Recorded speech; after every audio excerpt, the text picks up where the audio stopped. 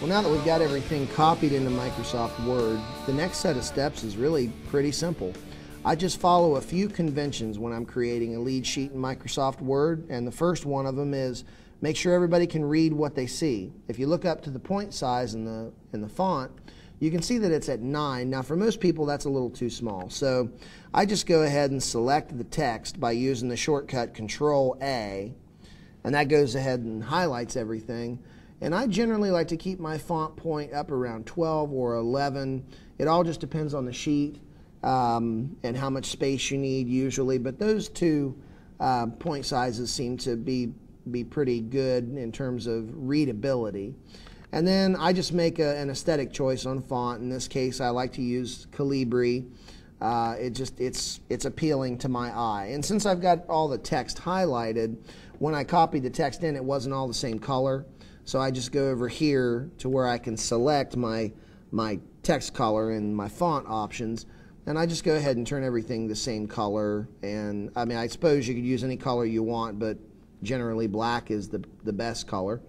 And as you peek down through here, you can see that everything is readable now, but we've also bumped everything onto 2 pages, and that leads me to my second convention, which is please keep everything on 1 page. There's nothing more frustrating than having to fumble with pages on a Sunday, or having just a couple of lines on the next page. Do whatever you got to do to keep everything on 1 page. For this lead sheet, it's pretty simple. We're just going to be able to delete things and get everything up onto 1 page. But if you needed to, you could always create text boxes in your dead space over here on this side of the sheet. A lot of times people forget they can use that portion of their sheet. It doesn't have to just all be dead screen. So, but for our purposes today, we're just going to be deleting extraneous items from the lead sheet. In this case, your chord progression for most of the song is the same: C, G, and F.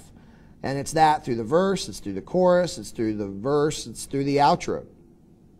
So if we go to the very end, all the way down here to the outro, then we're going to see that we can go ahead and start taking different chords away. So we just highlight them and hit delete. Highlight them and hit delete.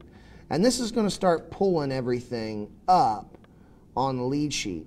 So if we go to verse 2 here, we can again highlight and delete.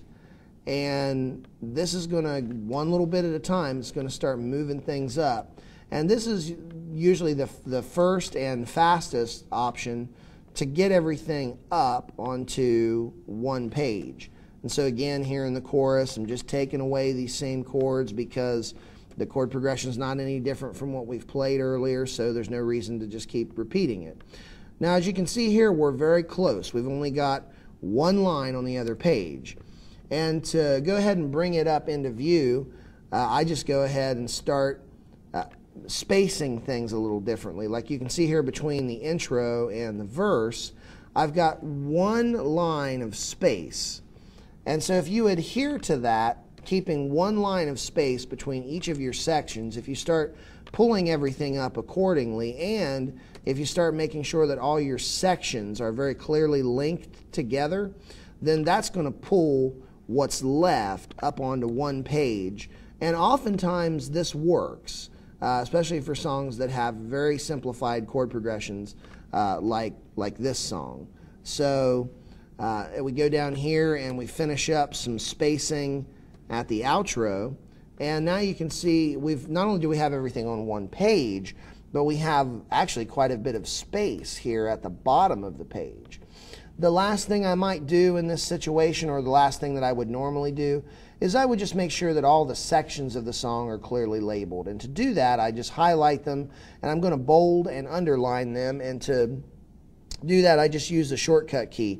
If you just hold down the Control and Shift buttons on your keyboard, if you hit B while you're pressing those 2 buttons, you're going to bold your text. If you hit U while you're holding those buttons, you're going to underline your text.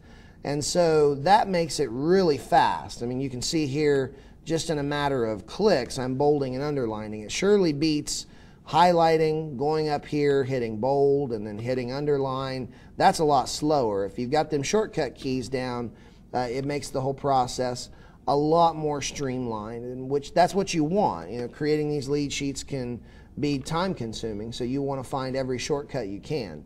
Now, as I pull the whole thing into view here, you can see this lead sheet is completely understandable. Every section is clearly labeled. Everything is aesthetically pleasing, at least to my eye. And then from here, there are just a couple other things you might want to take care of. Obviously, if you want to transpose things, you'll need to do that, and I'll show you a quick way to take care of that here in just a minute. But as far as aesthetic things and look goes, there's only a couple more things I would do here at the very end. But something common I personally do is I insert our church's logo at the bottom right-hand corner of the page, and if you put your cursor towards the bottom and another page shows up, don't freak out. All you got to do is, while you've got your picture selected, go up here to the text wrap area and make sure everything is set to be behind the text. And that's going to jump your picture around in kind of a weird way, but I just resize it. Now that we have it set to be behind the text, we can just drag it to wherever we want it. And as far as sizing and whatnot goes, that's entirely aesthetic and up to you. So that just gives you something to look at on the page, and it's just something I prefer to do. And then the last thing you need, you notice that nowhere on this page do we have a title. Usually to include title information and other kinds of things, I'll insert a text box. And I can choose any number of text boxes. I can just go with a straight text box, or I can go with something like this, which is going to include an array of information, everything ranging from title and form to CCLI number and copyright information. And we'll talk about how to do that in the next installment. So at this point, if we just sort of paused and we zoomed out for a second to just get a sense of what the whole page was looking like, we're staring at something that looks pretty nice, something that seems easy to follow, and something that will definitely be of easy benefit and easy use in your praise band settings. So in the next installment, I'll show you how to finish this video, or I'll show you how to finish this lead sheet up. So make sure you come back and watch the next video.